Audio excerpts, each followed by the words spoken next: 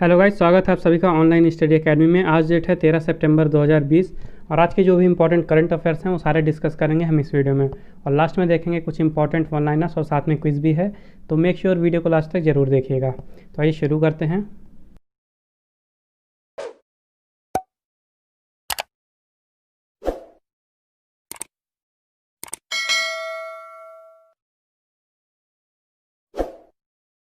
शुरुआत करेंगे कल के कुछ रिवीजन से।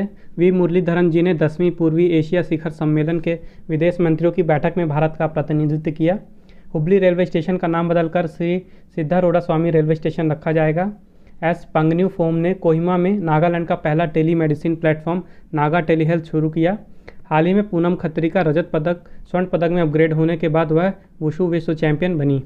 परेश रावल जी को राष्ट्रीय नाट्य विद्यालय के नए अध्यक्ष के रूप में नियुक्त किया गया है। मध्य प्रदेश सरकार ने दीनदयाल अंत्योदय रसोई योजना दोबारा से शुरू की। ग्रामीण क्षेत्रों में डाक योजनाओं के 100% कवरेज को सुनिश्चित करने के लिए भारत सरकार ने 5 स्टार विलेजेस योजना शुरू की है। भारत ने जापान के साथ पारस्परिक प्रावधान आपूर्ति और सेवाओं के रसद समझौते पर हस्ताक्षर किए हैं। प्रीति सुदन महामारी की तैयारियों और प्रतिक्रिया के लिए WHO के स्वतंत्र पैनल के पैनलिस्ट के रूप में नियुक्त हुई।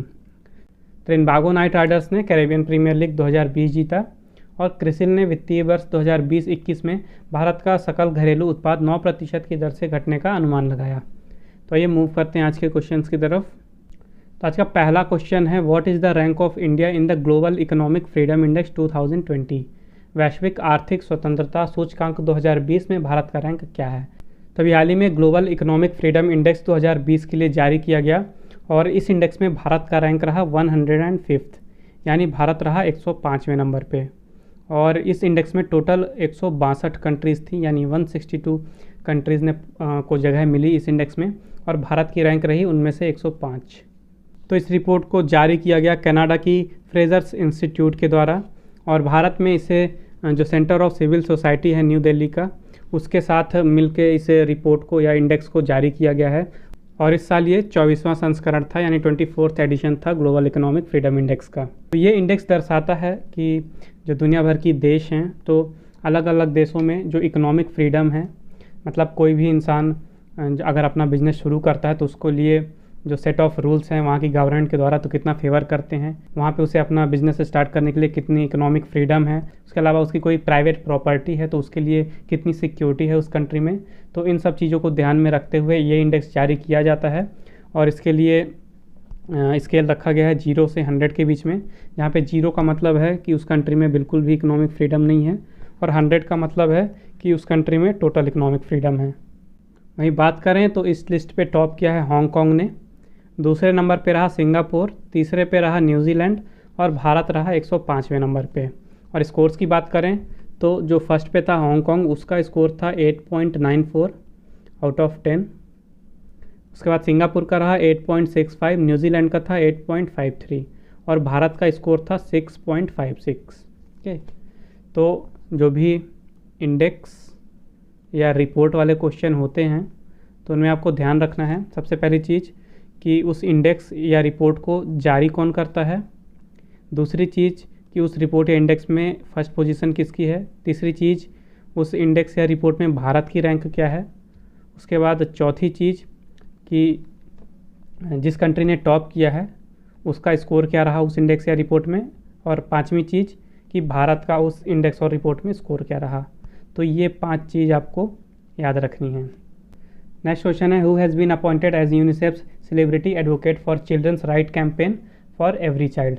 यूनिसेफ द्वारा बच्चों के अधिकार अभियान फॉर एवरी चाइल्ड के लिए सेलिब्रिटी एडवोकेट के रूप में किसे नियुक्त किया गया है?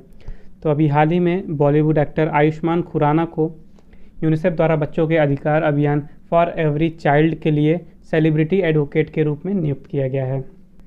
तो जो भी छोटे बच्चे होते हैं, चिल्ड्रंस होते हैं, तो उनमें काफ़ी तरह के वायलेंस होते हैं, कई जगह उन पर अत्याचार होते हैं।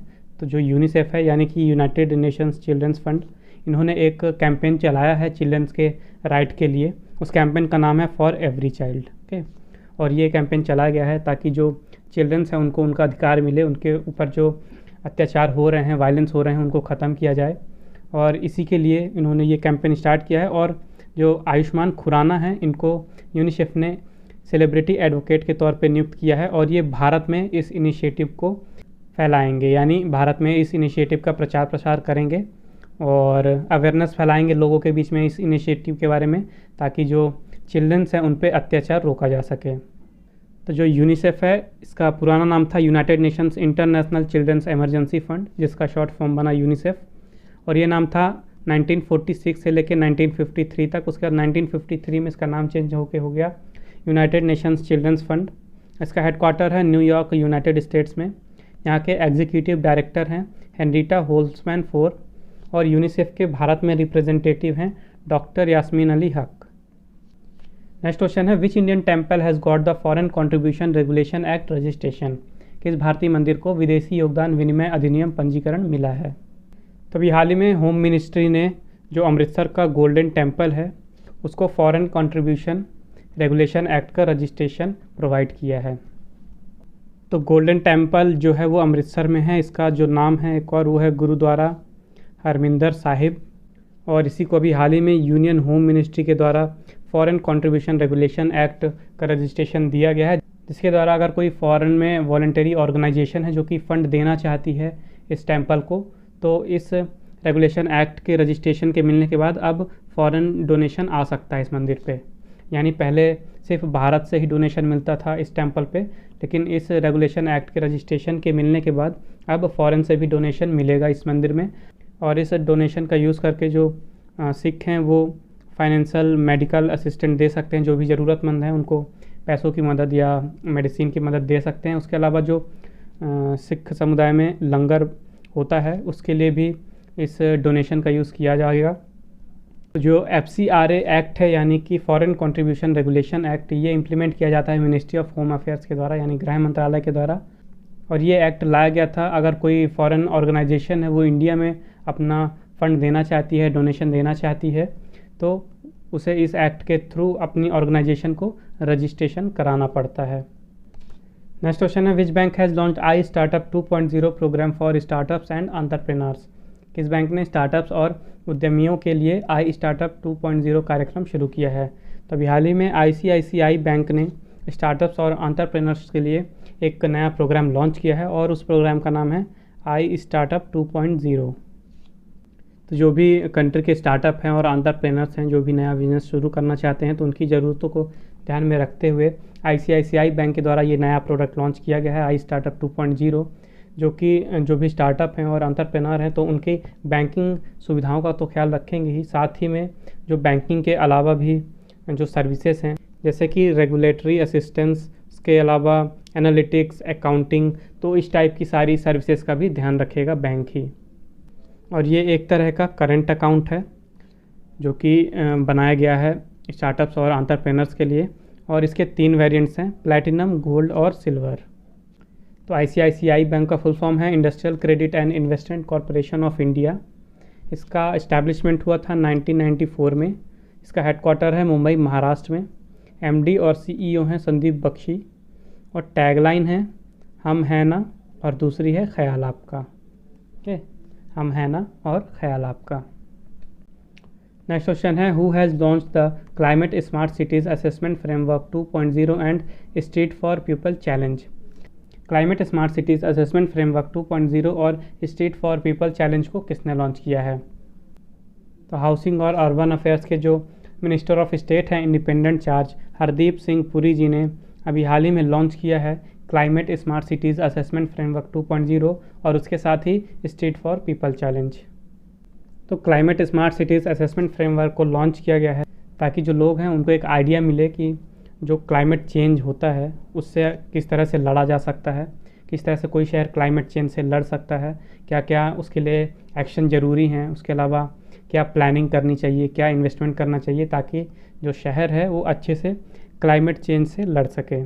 तो इसके लिए 5 कैटेगरीज रखी गई थी जिसमें कि 28 इंडिकेटर्स थे जो कि बताते हैं कि कोई भी सिटी है वो क्लाइमेट चेंज के लिए लड़ने के लिए कितनी तैयार है। तो वो 5 कैटेगरीज थी, एनर्जी एंड ग्रीन बिल्डिंग्स, उसके बाद urban planning, green cover and biodiversity, mobility and air quality, water management और वेस्ट मैनेजमेंट है। तो किसी शहर में कितनी साफ़ और स्वच्छ एनर्जी अवेलेबल है उसको रन करने के लिए, उसके अलावा अर्बन प्लानिंग यानी शहरों की प्लानिंग, उसके अलावा वहाँ पे हरियाली बढ़ाना, वहाँ की बायोडाइवर्सिटी की रक्षा करना, उसके अलावा वहाँ की जो एयर क्वालिटी है उसको साफ़ रखना, वहाँ पे वाटर मैनेजमेंट करना, अच्छे से पानी की कमी ना हो। उसके अलावा जो भी वेस्ट होता है उसका भी मैनेजमेंट करना। तो ये 5 कैटेगरीज रखी गई थी और इन्हीं में सुधार करके जो शहर है कोई भी, तो उनको क्लाइमेट चेंज से लड़ने के लिए तैयार किया जाएगा। और जो स्ट्रीट फॉर पीपल चैलेंज है इसे स्टार्ट किया गया है ताकि जो शहर है वहाँ के लोगों में अवेयरनेस फैलाई जा सके, उनको इंस्पायर किया जा सके, जो शहर को ज़्यादा से ज़्यादा वॉकिंग फ्रेंडली बनाया जाए, यानी ज़्यादा से ज़्यादा लोग वहाँ पे पैदल चलने को ही प्रेफर करें। इससे पॉल्यूशन भी कम होगा और जो कॉस्ट आती है इधर से उधर मूव करने में उसमें भी काफ़ी कमी आएगी। नेक्स्ट क्वेश्चन है, who has address the virtual conclave on school education in 21st century. 21वीं शताब्दी में स्कूली शिक्षा पर आभासी सम्मेलन को किसने संबोधित किया। तभी हाल ही में मिनिस्ट्री ऑफ एजुकेशन के द्वारा एक सम्मेलन ऑर्गेनाइज कराया गया था, एक आभासी सम्मेलन। उस सम्मेलन का नाम था school education in 21st century, यानी कि 21वीं शताब्दी में स्कूली शिक्षा, और यहाँ पे संबोधित किया प्रधानमंत्री नरेंद्र मोदी जी ने। ओके, तो ये कॉन्क्लेव 2 दिन तक चला और इसे लॉन्च किया गया है एज अ पार्ट ऑफ शिक्षक पर्व। ओके, शिक्षक पर्व 2020, और ये शिक्षक पर्व 2020 भारत में सेलिब्रेट किया जा रहा है। 8 सितंबर से लेकर 25 सितंबर तक इसे सेलिब्रेट किया जाएगा। और इसे शुरू किया गया है ताकि जो टीचर्स हैं वो जो नई एजुकेशन पॉलिसी लॉन्च की गई है यूनियन मिनिस्ट्री के द्वारा, भारत सरकार के द्वारा, तो उस नई एजुकेशन पॉलिसी को, उस शिक्षा नीति को जो टीचर्स हैं वो और भी आगे बढ़ाएं। और रमेश पोखरियाल निशंक जी यूनियन मिनिस्टर हैं एजुकेशन के। नेक्स्ट क्वेश्चन है, who has represented India in the virtual meet of G20 labour and employment ministers. G20 श्रम और रोजगार मंत्रियों की आभासी बैठक में भारत का प्रतिनिधित्व किसने किया। तो अभी हाल ही में G20 labour and employment ministers की मीटिंग ऑर्गेनाइज कराई गई थी और वहाँ पे भारत को रिप्रेजेंट किया भारत के लेबर और एम्प्लॉयमेंट के minister of state independent charge Santosh Gangwar ji ने। तो ये मीटिंग हुई थी 10 सितंबर 2020 को, और इस मीटिंग में जो भी G20 के मेंबर्स हैं वहाँ के लेबर और एम्प्लॉयमेंट मिनिस्ट्री के जो भी हेड हैं या ऑफिशियल हैं उन्होंने अपने अपनी कंट्रीज़ को रिप्रेजेंट किया और वहाँ पे डिस्कस किया गया कि जो कोविड-19 प्रॉब्लम चल रही है तो वहाँ पे जो भी लेबर में या एम्प्लॉयमेंट में जो भी दिक्कतें आ रही हैं उनसे रिलेटेड प्रॉब्लम के सॉल्यूशन ढूंढने के लिए डिस्कशन किया गया कि कैसे एम्प्लॉयमेंट को और लेबर को और सुधारा जा सके। नेक्स्ट क्वेश्चन है, which state has top the state startup rankings 2019। किस राज्य ने स्टेट स्टार्टअप रैंकिंग 2019 में टॉप किया है। तो हाल ही में 2019 के लिए स्टेट स्टार्टअप रैंकिंग जारी की गई है और इस रैंकिंग में स्टेट कैटेगरी में टॉप किया है गुजरात ने। वहीं यूनियन टेरिटरी कैटेगरी में बात करें यानी केंद्र शासित प्रदेशों में टॉप किया है अंडमान एंड निकोबार ने। तो भारतीय सरकार द्वारा ये दूसरा एडिशन था, यानी दूसरा संस्करण था इस states ranking on startup initiative का, और इसे लॉन्च किया जाता है जो भी कदम उठाए जाते हैं अलग अलग स्टेट्स के द्वारा या यूनियन टेरिटरीज़ के द्वारा अपने फील्ड में वो कितना सपोर्ट करते हैं जो भी स्टार्टअप हैं उनको इनिशिएट करने के लिए। तो इसीलिए इस रैंकिंग को जारी किया जाता है उनके परफॉर्मेंस को देखते हुए। और जो अभी जारी हुई है 2019 की रैंकिंग, इसमें जो भी अलग स्टेट्स और यूनियन टेरिटरीज़ हैं उनमें 1 मई 2018 से लेकर 30 जून 2019 तक जो भी उन्होंने कदम उठाए हैं अपने एरिया में स्टार्टअप को सपोर्ट करने के लिए, तो उन्हीं के बेसिस पे ये रैंकिंग जारी की गई है। तो बेस्ट परफॉर्मर की कैटेगरी में टॉप किया है गुजरात ने स्टेट्स कैटेगरी में, और union territory and north eastern states की कैटेगरी में टॉप किया है अंडमान एंड निकोबार आइलैंड ने। उसके अलावा टॉप परफॉर्मर में आते हैं कर्नाटका और केरला के। कंफ्यूज नहीं होइएगा, टॉप परफॉर्मर अलग है और बेस्ट परफॉर्मर अलग है। उसका लीडर्स की कैटेगरी में अवार्ड जीता महाराष्ट्र, बिहार, उड़ीसा, राजस्थान और चंडीगढ़ में। उसके अलावा एस्पायरिंग लीडर्स में रहे पंजाब, तेलंगाना, उत्तराखंड, झारखंड और हरियाणा। और इमर्जिंग स्टार्टअप इकोसिस्टम में आए छत्तीसगढ़, उत्तर प्रदेश, तमिलनाडु, सिक्किम, नागालैंड, मिजोरम, मध्य प्रदेश और असम। तो ये अलग अलग कैटेगरीज थी, लेकिन इंपॉर्टेंट यही है बेस्ट परफॉर्मर वाला कैटेगरी। तो याद रखिएगा, स्टेट में आया गुजरात और यूनियन टेरिटरी और नॉर्थ ईस्टर्न स्टेट्स की कैटेगरी में आया Andaman and Nicobar island. Next question है, which state has won the WSIS winner prize 2020 for Sabut Sathi project. किस राज्य ने सबूत साथी परियोजना के लिए WSIS विजेता पुरस्कार 2020 जीता है। तो अभी हाल ही में वेस्ट बंगाल गवर्नमेंट ने या पश्चिम बंगाल की सरकार ने वहाँ की एक परियोजना थी साबुत साथी, उसके लिए WSIS विनर प्राइज़ 2020 जीता है। तो WSIS का फुल फॉर्म है the world summit on information society, और लगभग 800 प्रोजेक्ट आए थे एज अ कंटेस्टेंट इस कंपटीशन में, जिसमें से जो वेस्ट बंगाल का साबुत साथी प्रोजेक्ट है उसे विनर घोषित किया गया है ई गवर्नमेंट कैटेगरी में। ओके, ई गवर्नमेंट कैटेगरी में जीता है साबुत साथी प्रोजेक्ट के लिए वेस्ट बंगाल ने 2020 का WSIS विनर प्राइज़। तो जो साबुत साथी प्रोजेक्ट था इसे शुरू किया गया था 2015 में वेस्ट बंगाल की चीफ मिनिस्टर ममता बनर्जी जी के द्वारा, और इस स्कीम के तहत जो भी स्टूडेंट्स थे 9 से लेकर 12th तक के, तो उन स्टूडेंट्स को साइकिल प्रोवाइड कराई गई थी ताकि उनके एजुकेशन में किसी तरह की दिक्कत ना हो, उनको स्कूल जाने में कोई दिक्कत ना हो, तो इसलिए उन्हें साइकिल प्रोवाइड कराई गई थी। और इस प्रोजेक्ट के थ्रू लगभग 85 लाख स्टूडेंट्स को साइकिल दी गई थी, और इसमें जो टोटल खर्च आया था वो था 2700 करोड़ रुपए। तो वेस्ट बंगाल की कैपिटल है कोलकाता, चीफ मिनिस्टर हैं ममता बनर्जी और गवर्नर हैं जगदीप धानकर। नेक्स्ट क्वेश्चन है which state has launched welfare scheme for sanitation worker named Garima. किस राज्य ने स्वच्छता कर्मचारियों के लिए गरिमा नाम की कल्याणकारी योजना शुरू की है। तो अभी हाल ही में उड़ीसा गवर्नमेंट ने जो वहाँ के स्वच्छता कर्मचारी हैं उनके लिए एक कल्याणकारी योजना शुरू की है और उसका नाम है गरिमा। तो इस स्कीम से लगभग 20,000 स्वच्छता कर्मचारी और उनकी फैमिलीज़ को कवर किया जाएगा, यानी उनको बेनिफिट मिलेगा इस स्कीम से। और इस स्कीम को इम्प्लीमेंट करने के लिए उड़ीसा का housing and urban development department है वो 114 अर्बन लोकल बॉडीज़ यानी ULB इस्टेब्लिश करेगा, और इस स्कीम के लिए लगभग 50 करोड़ रुपए का फंड अभी तक जुटाया जा चुका है, जो कि खर्च किया जाएगा जो भी स्वच्छता कर्मचारी हैं उनके या उनके परिवार के एजुकेशन में, हेल्थ में और उनकी जो घर की ज़रूरतें हैं उनको पूरा करने में। तो उड़ीसा के चीफ मिनिस्टर हैं नवीन पटनायक, गवर्नर हैं गणेशी लाल और कैपिटल है भुवनेश्वर। तो ये मूव करते हैं आज के वन लाइनर्स की तरफ। सबसे पहले है 5 Rafale aircraft inducted into Golden Arrows squadron in Indian Air Force. 5 Rafale विमान भारतीय वायुसेना के गोल्डन एरोस स्क्वाड्रन में शामिल हुए। Poet Ramachandra Mouli has been conferred with Kaloji Narayana Rao literary award. कवि रामचंद्र मौली को कालोजी नारायण राव साहित्य पुरस्कार से सम्मानित किया गया। Hesson typhoon बेटर्स south Korea after slamming Japan. तो अभी हाल ही में जो दक्षिण कोरिया है और जापान है वहाँ पे एक हैसन नाम का तूफान ने तबाही मचा के रखी है।